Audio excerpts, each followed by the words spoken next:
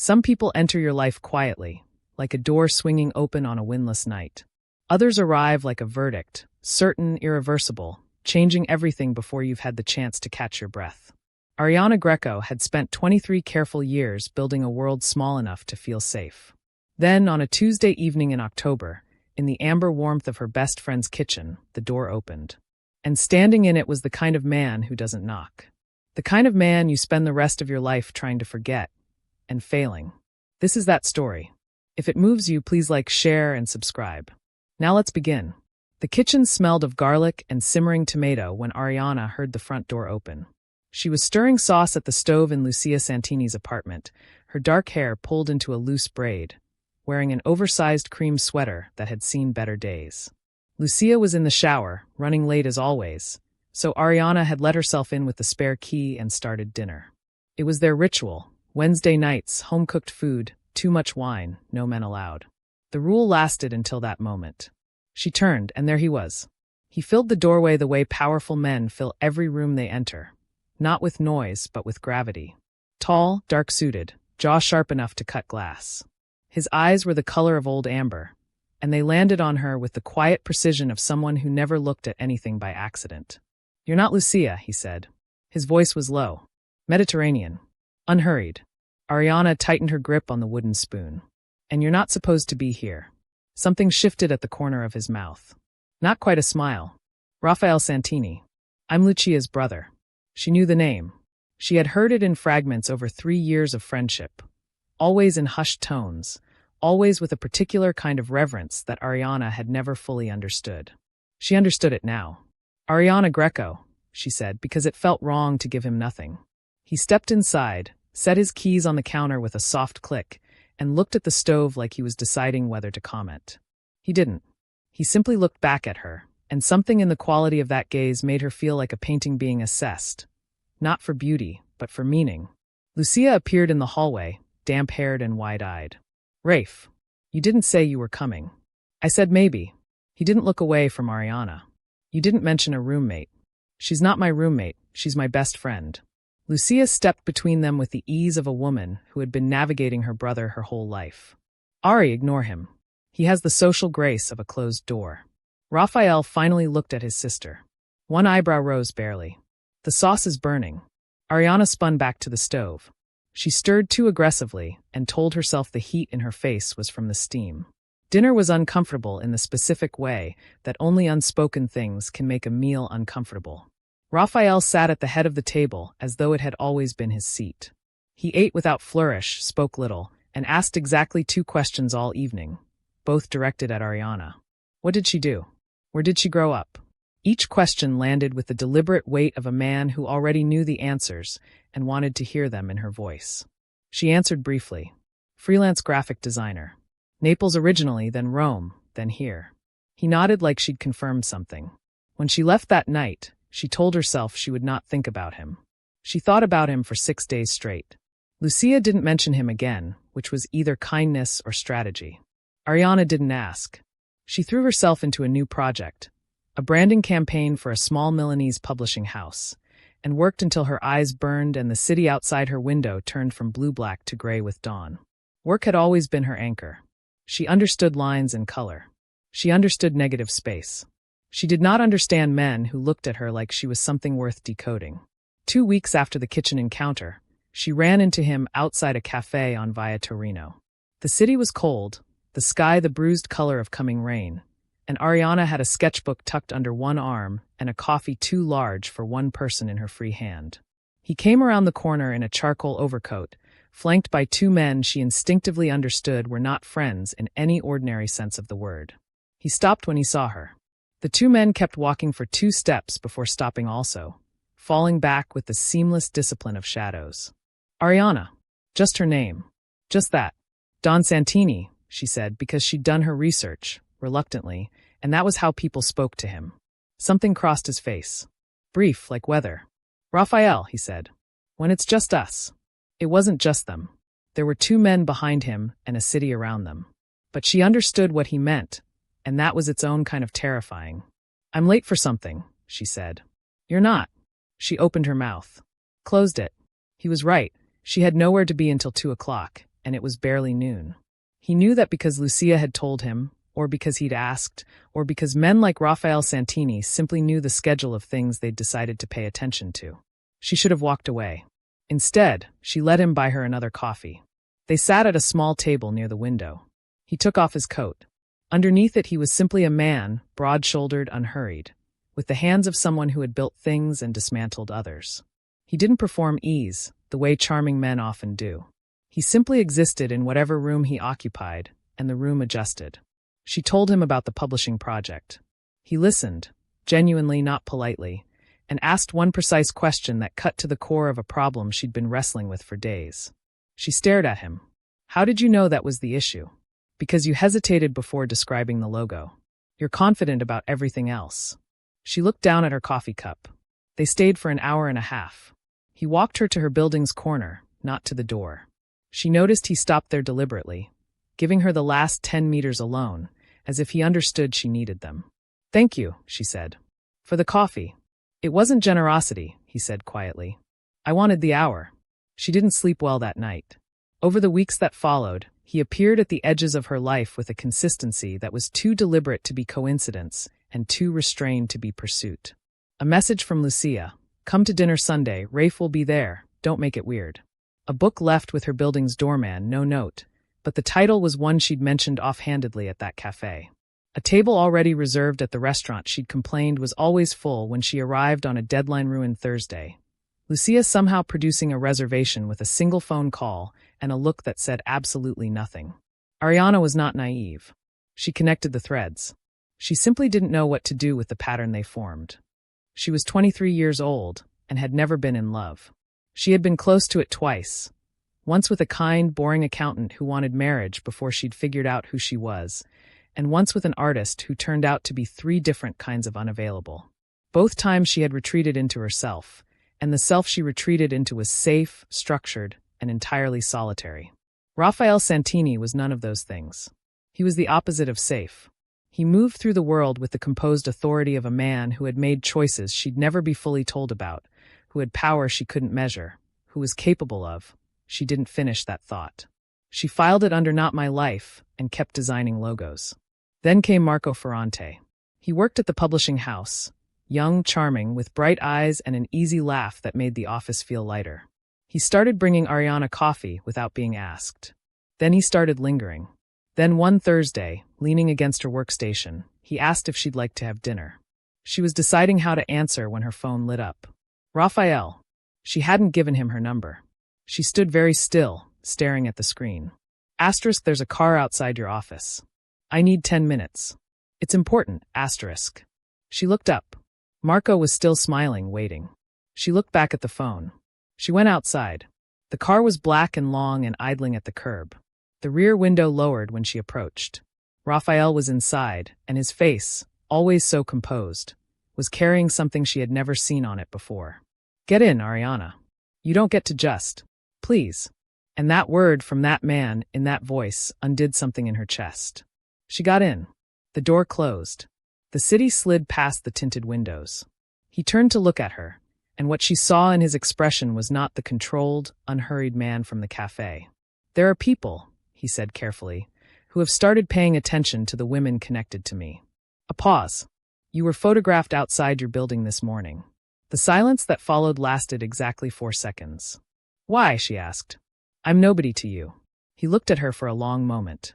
His jaw worked once, like a man choosing between a careful answer and a true one. "No," he said quietly. "You're not." The city moved outside the glass like something from a dream. Indifferent, unhurried, beautiful in the particular way that cities are beautiful when your life is quietly rearranging itself inside a moving car. Ariana stared at the passing street. Her hands were folded in her lap with the careful stillness of someone working hard not to show they were shaking. "Define not nobody," she said. Raphael was quiet for a moment.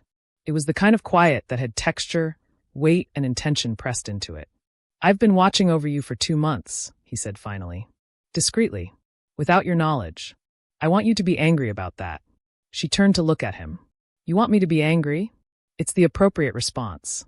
His eyes were steady on the road ahead. "But I also need you to understand that what began as," he paused, interest, became something I couldn't manage at a distance. And now my distance has not protected you. It's made you visible. To who? Men who use the people closest to me to send messages. She absorbed that. Outside, the city thinned to the quieter edges of the Centro Storico, old stone buildings pressing close to narrow streets. You should have stayed away from me then, she said. Yes. No hesitation. I know.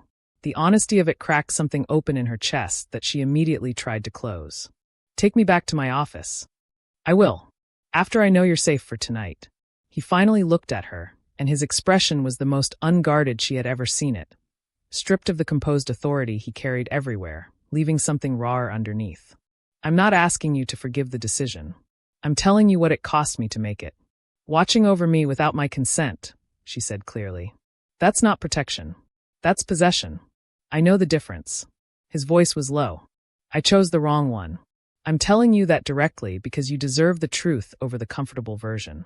She stared at him for a long moment. Then she looked away. I'm angry, she said. I know. Don't sound relieved about it. Something moved at the corner of his mouth. He didn't smile, but almost. She was moved back to a secure apartment that evening. Lucia arriving within the hour, wide-eyed and apologetic in ways that confirmed she had known more than she'd said. They argued, the quiet, painful kind of argument between women who love each other too much to be truly cruel. He asked me to keep it low, Lucia said. He said if you knew he was looking out for you, you'd disappear. He was right, Ariana said. I would have. And would that have been better? She didn't answer. She didn't sleep that night. She lay in the unfamiliar apartment, city light cutting through unfamiliar curtains, and thought about a man who had watched over her from a distance for 2 months because he couldn't bring himself to stay away and didn't trust himself to come closer. She thought about a book left with a doorman with no note. A table that was always full, suddenly available. Coffee at a corner cafe where he had listened, really listened, with the attention of someone storing a person in permanent memory. She thought about Marco, leaning against her workstation with his easy smile, asking her to dinner. She thought about the way her stomach had not moved at all. She called Raphael at 2 a.m. He answered on the first ring. I'm still angry, she said. I know. I also think. She pressed her free hand flat against her sternum. I think you should tell me the rest of it. Whatever you decided not to say in the car. A long pause. Then, come to the house tomorrow. Not because I'm asking you to forgive me. Because you deserve to understand what I am, completely, before you make any decision. She came. His home was nothing like she'd expected, not cold, not a monument to wealth. It was a tall, old building in the quietest part of the city, full of books and good light, and a kitchen that smelled of coffee and something slow cooking. He walked her through it without commentary, as if showing her a room he had been holding in reserve. They sat in the library. He told her, not everything, but enough. The family. The inheritance he hadn't chosen. The weight of a world he'd been handed at 22 when his father died, and the choices made in the years between then and now. He told it plainly, without asking for absolution. She listened to all of it. When he finished, the room was very quiet. I've never told anyone that much, he said. Why me? He looked at her across the space between their chairs, and what was in his eyes was the most frightening thing she had ever seen. Not because it was dark, but because it was entirely, devastatingly clear. Because I would burn the rest of it down before I'd let it be the reason you walked away without knowing who I actually am. Her breath came out slowly. I'm afraid of you, she said honestly. Not of what you are. Of how completely she stopped. Say it. I don't want to give you that much power over me. He was quiet for a moment. Then he stood, walked across the room, and crouched in front of her chair. Eye level. Close enough that she could see the exact shape of the decision on his face. Then take it back, he said quietly. Take all of it. I don't want power over you. He stopped. Started again. I have spent my entire life making people afraid. I don't know how to make someone feel safe. But I would learn it. Specifically and only for you. If you let me. She looked at him for a very long time. Then she reached out and touched his jaw, just her fingertips, barely a breath of contact, and watched something in him go completely still the way a struck bell goes still after the sound has finished moving through it. The weeks that followed rewrote themselves as the weeks that came before. They were careful with each other in the particular way of people who understand that what they're building can break, and neither of them wants to be the reason it does. He was present without being suffocating. She was open without being reckless. She met his world gradually and on her own terms. The men who flanked him at corners, the rooms where conversations stopped when she entered, the particular quality of respect people showed him that sat somewhere between loyalty and fear. She learned the difference. She watched him make it. There was one evening in November, a party at a colleague's home, business and pleasure blurred, where a man named Vieri spent 40 minutes engineering reasons to stand close to Ariana, touching her elbow, laughing at things she hadn't said loudly enough for him to have heard. She watched Raphael across the room, saw the exact moment he noticed, saw the stillness that moved through him like a current through still water. He didn't cross the room. He caught her eye. Just that. She excused herself from Vieri and walked to Raphael's side. He put one hand at the small of her back, barely there, nothing possessive, and introduced her to the person he'd been speaking to as though she had always belonged in the sentence. Vieri didn't approach again. Later, in the car, she said, "You were jealous." "Vieri Caruso is not a good man," he said carefully. "That's not an answer." A pause. "Yes." She turned to the window to hide the fact that she was smiling. The danger, when it arrived fully formed, was not gradual. It arrived on a Thursday in the form of a phone call and a photograph. Ariana outside her studio, circled in red marker, with a single line of text that Raphael read and did not show her. She found out later what it said. She didn't need to read it to understand that something had shifted. He sent her away, to his family's house in the countryside, with Lucia, with two men she had learned to recognize and almost trust, and he stayed behind. He spent 3 weeks dismantling what needed to be dismantled. She later learned he had relinquished 3 contracts and considerable influence to end it cleanly. She learned this not from him but from Lucia, who had learned it from someone else, which was how Raphael handled sacrifice. Quietly, without ledger, as if it were simply the obvious thing to have done. When he came to her, she was sitting in the garden at dusk, watching the light change over the hills. He sat beside her. They were quiet for a while. "Is it over?" she asked. "Yes." "What did it cost you?" He was quiet for a moment. "Less than losing you would have." She turned to look at him. His profile against the dying light. The steadiness of him. Not the power, not the authority, but the particular steadiness of a man who has made his decision and is entirely at peace with it. "I love you," she said. It came out simply, because simple was the only honest container for it. He turned to her. And whatever had been held in careful reserve for months, that quality of sustained, exquisite restraint, released all at once. He cupped her face in both hands with a gentleness that felt like an answered question. "I have loved you," he said, "since you told me to leave Lucia's kitchen." She laughed. He kissed her, and the garden, and the hills, and the last light held still as if they'd earned the pause. They were married the following spring. Small, private, the old stones of a Tuscan chapel and 20 people who mattered. Lucia cried before the ceremony even began. Raphael stood at the front of that small room with an expression Ariana had only seen once before. Completely unguarded, the composed authority entirely absent, leaving only the man underneath. She walked toward him. He watched her come like she was the only thing in the room that had ever made sense. 6 months later, she pressed a small white result into his hand in their kitchen. Early morning, the city still gray and half asleep outside their window. He went very still. Then he set the paper on the counter, turned to her, and held her for a long time. His face pressed into her hair, both arms tight and careful around her at once, as if he was already learning to be protective of something larger than himself. "Are you afraid?" she asked, muffled against his chest. He was quiet for a moment. "For the first time in my life," he said, "no." She held on to him in the good quiet of that kitchen, the coffee still brewing, the city beginning its slow morning waking outside, and understood, fully and finally, that this was what safe felt like. Not the absence of danger. Not the absence of history or shadow or complicated truth. This man. This choice made every day. Love, it turned out, was not a door swinging open on a windless night. It was the decision to walk through it, and then to stay.